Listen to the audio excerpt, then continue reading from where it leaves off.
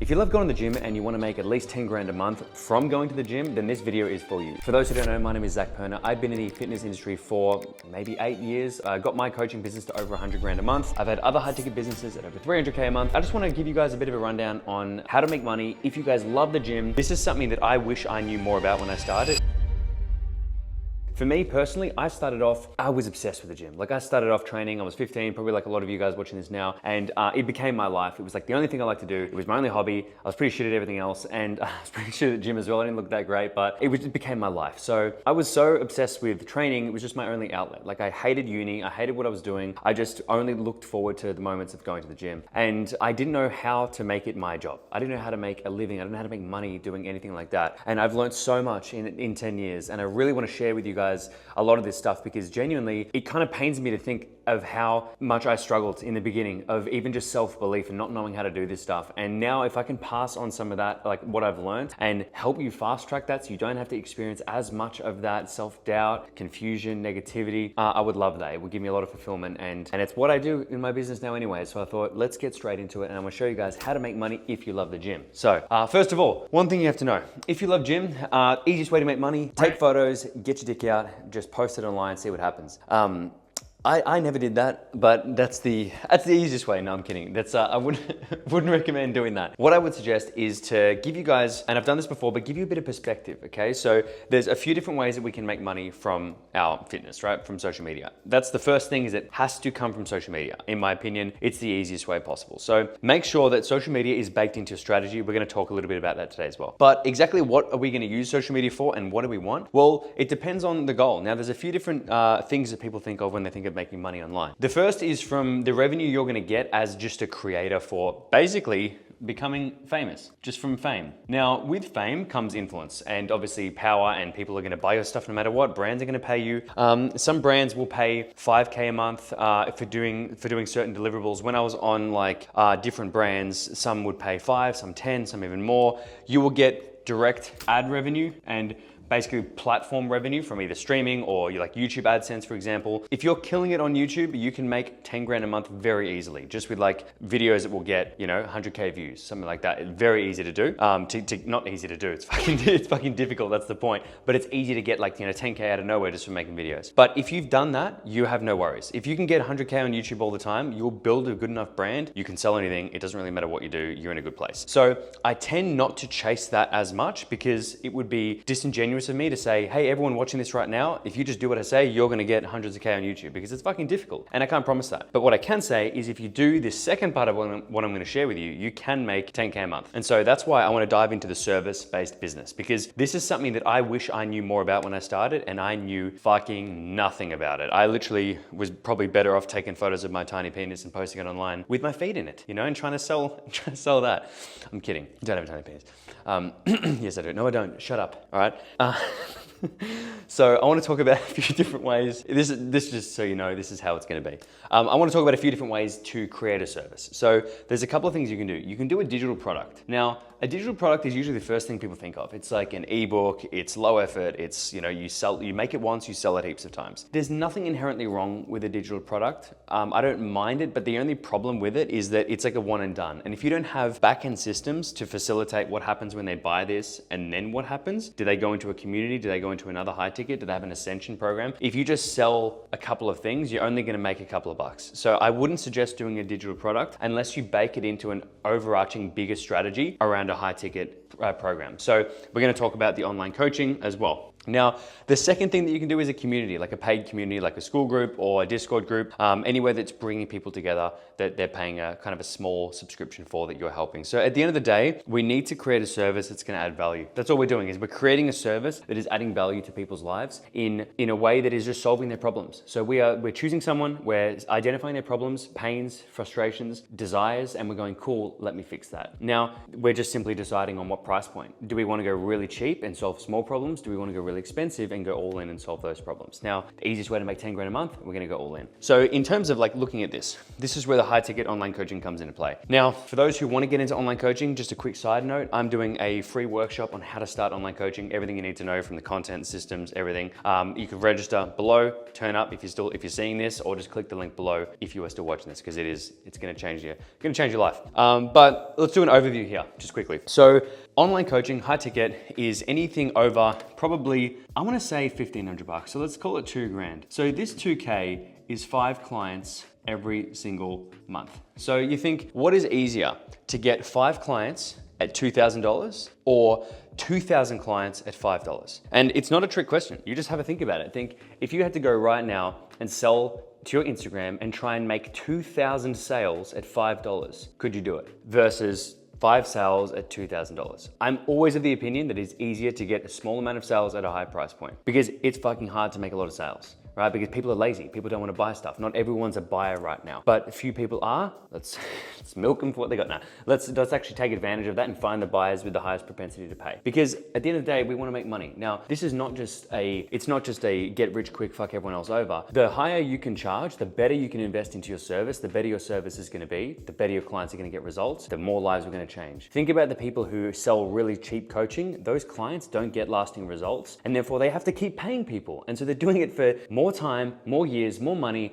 because their first coach was too cheap and not good enough. So we'll come back to that. I want to break online coaching down into basically 3 key pillars. We have marketing, we have sales, and delivery. So to simplify this, marketing is talking about our product. It's advertising. It's letting people know our service exists. Sales is finally securing the deal, making the sale. Delivery is what the customer gets when it's all done, how we deliver the product. So marketing, how we talk about it, sales, securing the deal, delivery, what they get. Now, I want to give you guys 5 marketing tips, a few sales tips, a few delivery tips, because I could talk about this stuff for days, and I genuinely do, but I want to make it quite simple so you have some action items to think about.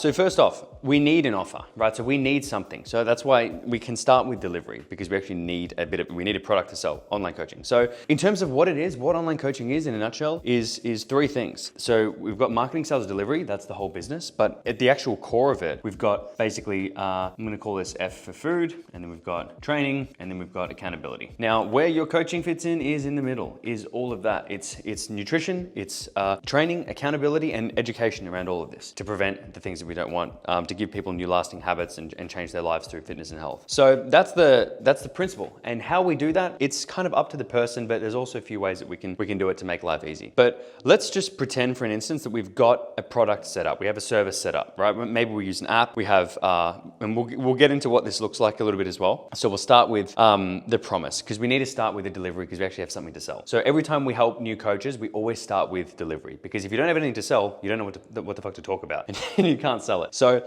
the promise is what you're really promising. What result, what experience, what do you want? What do they want? What does a person buying actually want, right? So the way to look at this is like, does the person want a meal plan? No. Does the person want a new training program? Maybe, but not really. What do they want is they want to lose 10 kilos. More than that, they want to feel confident. They want to have the body they used to have back when they were into gym.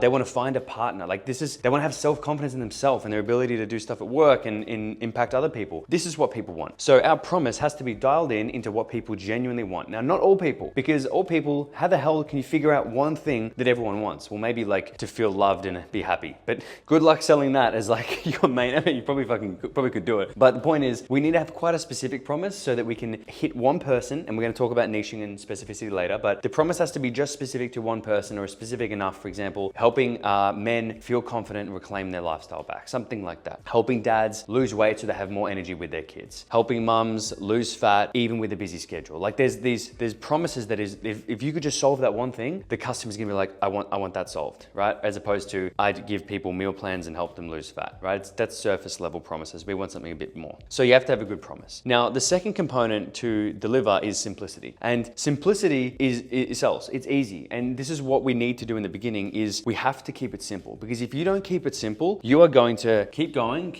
and you're going to hit a challenge, and that's going to go, oh, I don't know what to do now. And I'm trying to nail it. I'm really trying to perfect this thing. So let me go back to the drawing board and see if I can overcome it. Or I hit it again. Oh, damn, I'm not sure what to do now. As opposed to if you guys hit a challenge, nice and dirty, you hit a roadblock, great, just fucking go through it, do it anyway. And that's why having simple like systems, processes, and having a lean approach to your business where you can be flexible and move is important. Now, what do I mean by that? Well, that means having only one thing that you'll use, like maybe one app that you'll use to give someone something, to not over-engineer the whole result because you don't even have clients yet. Like, don't fucking worry about their perfect onboarding when you have no clients. Get a client first and then worry about it, and then tailor it to them and then figure it out. That mentality, if that alone will save you like 5 years, literally. That mentality alone of like, let me do it and figure it out. Like, I promise you, it's insane.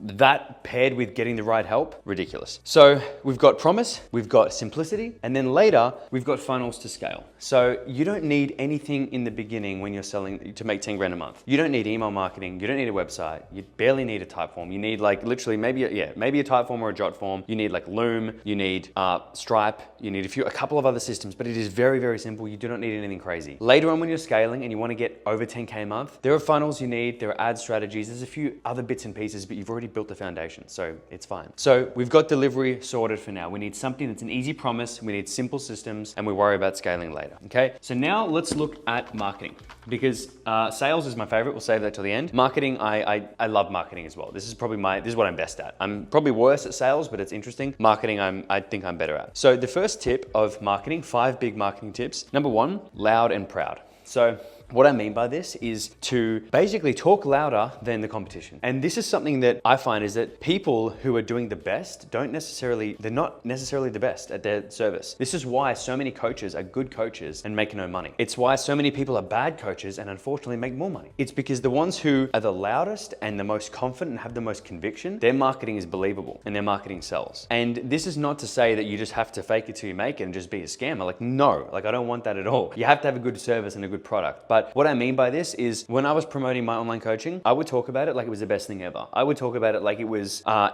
changing lives, and I was doing it every day and I was loving it, and it was true. And I would just share that with people, and I would just express my genuine gratitude and happiness and excitement about what I'm doing. And that alone is louder than the next guy. The next coach is like, oh yeah, maybe submit your form in here, taking on new clients and all serious. And I'm there like yelling, saying like I'm so pumped. That conviction and confidence carries over, and people are like, damn, maybe there's something to it. So don't pretend like your marketing is getting heard and sinking in people's heads. It's not. People, their attention span is so short, no one gives a shit about what you have to say until you make them give a shit about it. Until you pull them up, you stop them scrolling, you get their attention. So you have to be loud and proud about your service and what you do. Big one. This sometimes feels like you're being annoying. And this always feels like you're like, oh, people don't want to see this. Everyone's going to be pissed off at me. They won't. Some might, fuck them. But most people won't. And you'll get a lot more people that go, hey, tell me a little bit more about this. This sounds like something that I might want to do. So number 2, this is from one of my favorite marketers, Jason Fladlin, and it's before you sell the dream, cure the nightmare. So a lot of people jump straight to selling the dream to people. So here's your outcome. You're gonna look great on the beach, like shredded abs, this and that. But that is not necessarily most people's first, like it's not their psychological, emotional pull. What they want really is to not feel shit. That's like the big one. They don't wanna feel a lack of confidence. They don't wanna feel bad about themselves.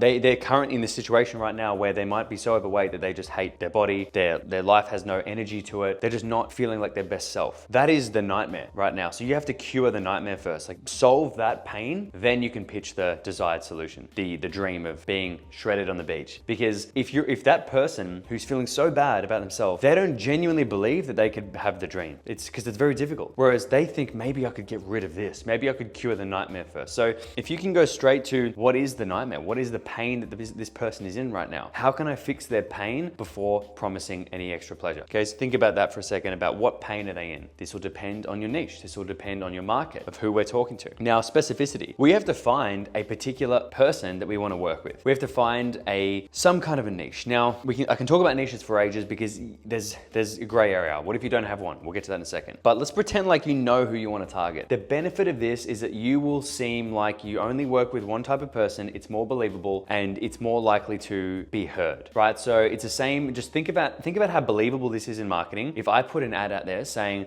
anyone on the whole planet Earth want to lose weight, my system is the best, right? It's like, you'd be like, what? No way. But if I said, my system is the best for people who work at McDonald's drive-thru and they want to lose fat by only doing this one thing every day, that's believable. Because it's like, why would you be so specific if it wasn't? What if I said my niche is I help dildo creators, people who design and make dildos, I help them lose fat and achieve their best physiques. Like, it's so random and niche that like, I should have the whole market essentially of dildo creators and get all the, not that I'd want that, but still. Point being, so niche that why would I make that up? And that implies a level of credibility and expertise because I'm specifically targeting one subsection of the market as opposed to me saying, I help everyone. It's like, no, you don't. Like, that's not believable. But in the beginning, if you're just starting out and you're like, well, I don't know who to target, I don't have a niche, then that's so fair because it's pretty hard to know, right? So you have to think to yourself, is there someone who I want to work with? Is there a demographic like men, women, certain age group, certain occupation, certain goals, marital status? Like, is there a certain type of person that maybe you were before you got into fitness, now you want to help? If that is just that goes to your mind and think, oh, I was just young, then don't do that because then you're going to attract a young audience with no capacity to pay. So instead just if you want to make free content for them, do that. But otherwise you need to choose a type of person. So then you might need to do a bit of digging. Now, the best way to do this is to start talking to people,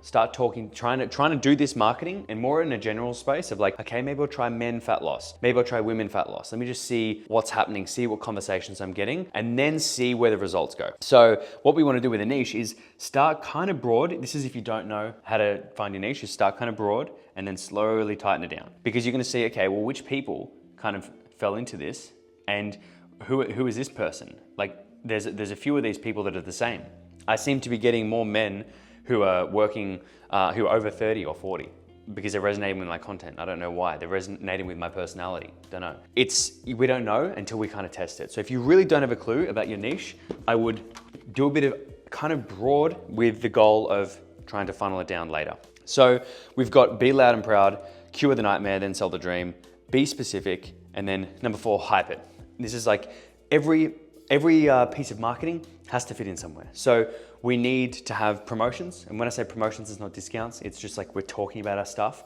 And with that comes a level of hype and a level of launch. So we want to talk about things and build urgency. So time's running out, and build scarcity. So our spots are running low or whatever it is that we're doing. If you just talk about your online coaching, like, hey, my online coaching is live, it's still live, or last week I launched it, it's still live, like it gets old very quickly, as opposed to it's coming soon, the wait list is open, I'm only taking on 5 people, doors close at midnight tomorrow. Like already that sounds much more believable, right? It sounds much more like, oh wow, this is exciting. What is this thing? That's all we need to do is get people's attention and get them thinking, wow, this is actually something I might benefit from. So really important, have a hype phase and have a launch phase. Now what this looks like typically is, I'd say maybe 5 to 7 days of hype and then maybe 7 days of launch, I would say. So you got like 2 weeks. Then it's business as usual. We start going to the next bit, which is proving it. And then maybe after 3-4 weeks, we go back again. These are really simple kind of marketing calendar campaigns like that. So we need some level of business as usual marketing that we'll get into, but all you need to do here is market it. So we're gonna go into exact game plan in a minute and what this could look like. But for now, we'll pause there and prove it. Prove it is your business as usual. You have to prove your stuff. So this is using social proof so much. So with social proof, we need to get before and afters,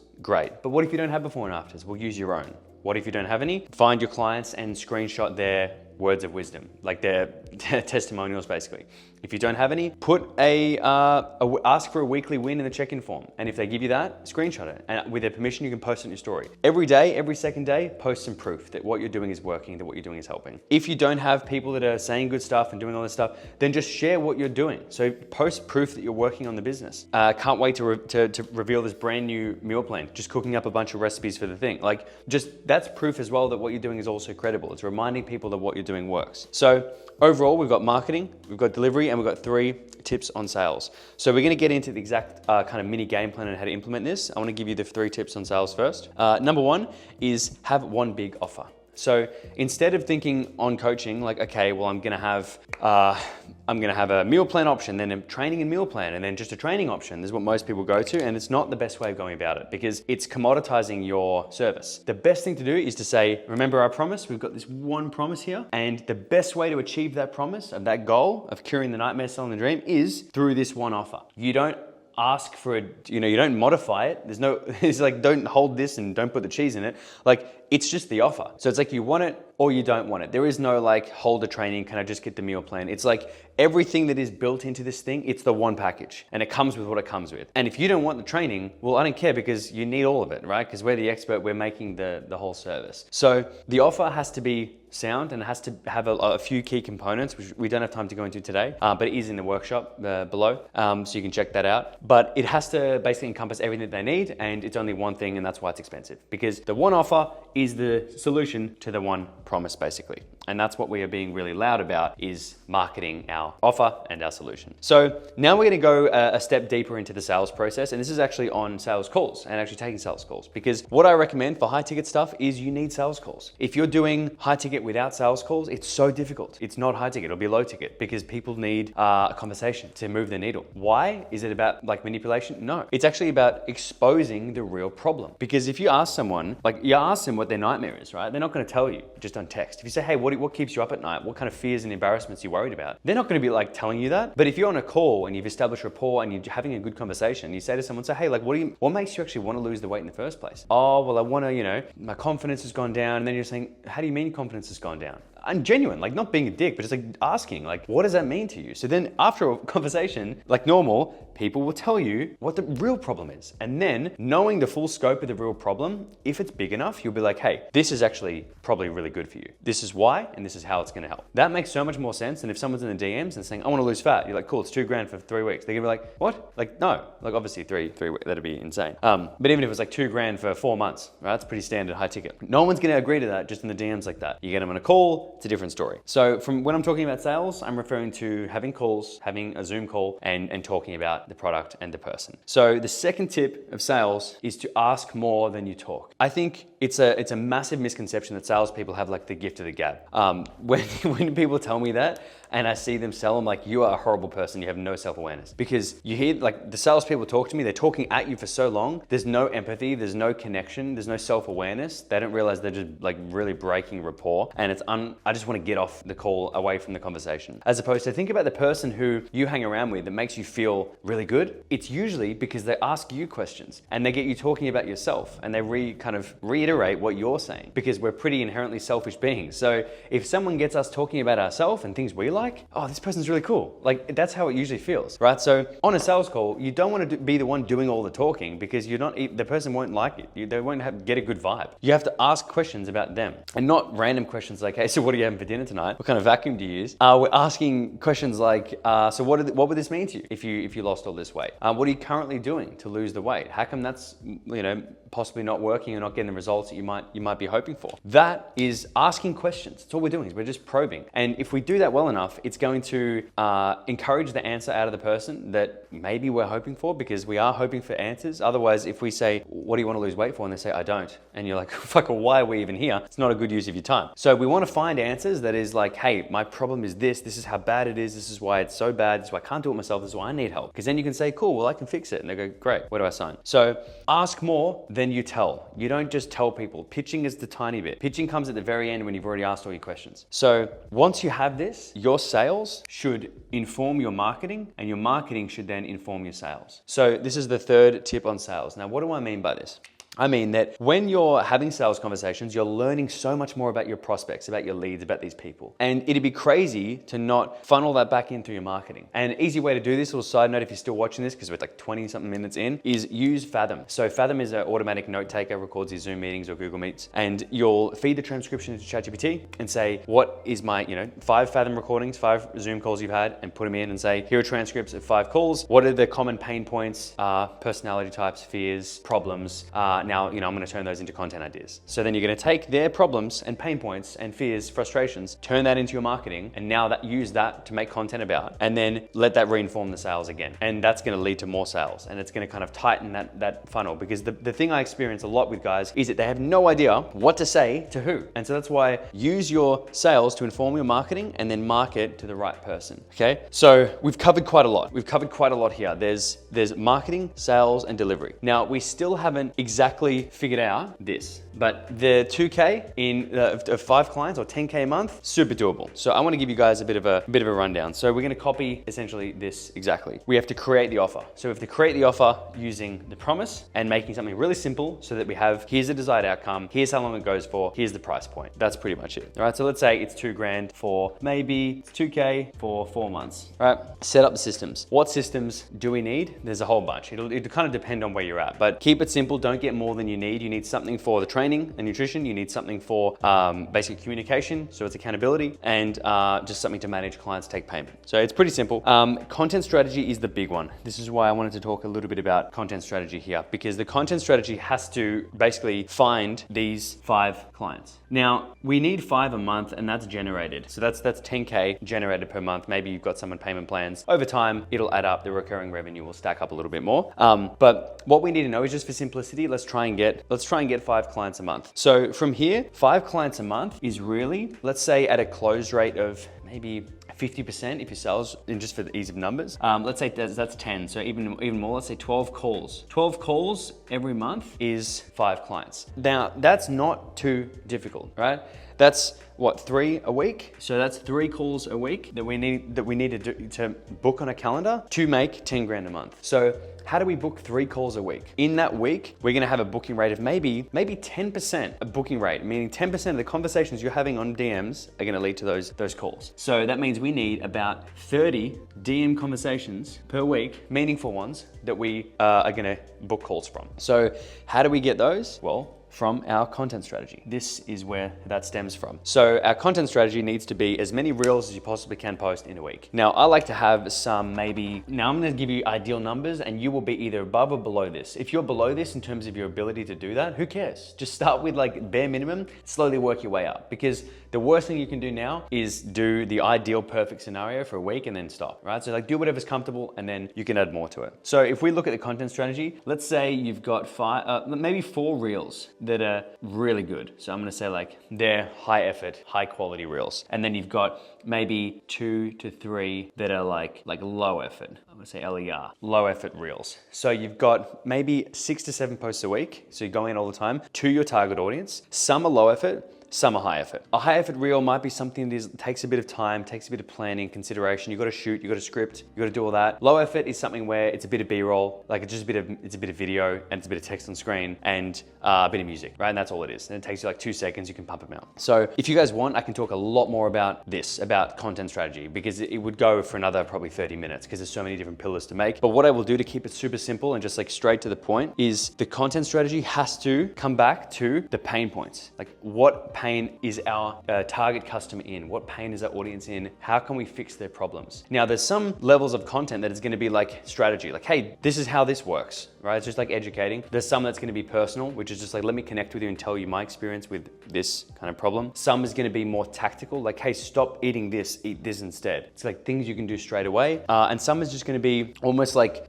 just showing what you do works, like showing proof, showing testimonials, telling stories about your clients. Stuff like that works really well for credibility too. So I like to have like a personal element, I like to have evaluating, and I like to have like a proof. And personal can be anything you want, because we have to stand out on social media and build our personal brand. We don't just want to be textbooks, right? But at the same time, know who you're selling to, so be specific, know what their problems are, find that out through the sales and marketing, deliver it in the promise, and then market it through your content, right? So the final one is hype and market. So you want to have your product ready, you want to have your service ready, you want to hype it for like 5 to 7 days. The longer you hype it, the better. When you're hyping something, think, I need every single person who follows me to know what I'm doing. That's it. Because if you think about, open your phone up and think about someone you know and just go find them on your feed and then think what are they up to? Like if you were to tell me what they're doing as a job, you probably wouldn't know because we are so invested in ourselves, we don't know what everyone else is doing despite everyone else's best efforts of marketing. So you have to know that to really get your point across, hype the shit out of it so that every single person who follows you knows that you're launching online coaching. They know that. If you're good at it, they'll know exactly who it's for. And so think about that. If your goal, and this is what I did when I wrote my book, my goal was to hype my whole experience so that people knew that I was writing a book. That's all I wanted. Because I thought if they know that I've written a book and everyone knows that and I've just jammed it down their throats, when they see it, they might go, oh, I've seen this before. And hopefully they buy it. That's the whole point of hype, is that it builds familiarity, and familiarity is trust. So don't negate the hype. Don't bitch out and think, oh, no, I'm too scared to say anything. Be proud, be loud, and hype the hell out of it. So hype for like 7 days, hype for 2 weeks, 3 weeks, as long as it takes you to build the thing, and then market it as much as you can. Use urgency, use scarcity, use elements that is gonna make it feel like it's going really soon. Now, final is you have to book calls. So instead of just like having conversations in DMs and just letting that live there, get people on a call. Even if you have no sales script at all, get them on a call because you have to try. And sometimes that's the biggest barrier because it scares the shit out of most people, is having a conversation about money, having a conversation about price. But I promise you, if you have 5 of those, you won't care. If you have 10, you'll care much less. If you have 20, you'll make some money, definitely, and you'll go, what was I so scared of? Everything I wanted was on the other side of this fear. So it's insanely empowering what can happen if you just stick to this, right? At the end, number 6, reflect. Reflect on what worked. Reflect on what didn't work. Reflect on how the calls went. What's the bottleneck? What's the next one thing that if you just solved it, everything else would improve? Reflect and then iterate. Now, CTA, that's for me. So if you guys want any help doing this and you want my help doing it, a couple of options. There is a link in the description below that you can book in. You might have a call, you might register for something. I don't really know yet. But for now, when this is live, I'm doing a workshop, so feel free to register for that below. Check it out. If the link's valid, it's valid. Do it. And otherwise, I look forward to helping you guys make 10K a month, because you can do it, all right? You can be the one to make 10 grand a month. You can be the one to make 20. The only thing that's gonna decide whether or not you do that is you, and what you do with this information. If you choose to apply it, if you choose to learn it, and if you choose to fucking believe in yourself. Because it's so cliche and it sounds so like silly, but the people who succeed, they're not better than you. They're not smarter than you. At one point, they just backed themselves in and they decided that, hey, I can do this. And I don't want to be the one who's gonna stay stuck. And you right now have what it takes to break free and not be stuck. You can either look for excuses or you can look for ways of doing it. And I encourage you to look for ways of making it happen, because everything will change. So if this helped, let me know below. I appreciate you for being here and sticking around. And yeah, see you in the next video.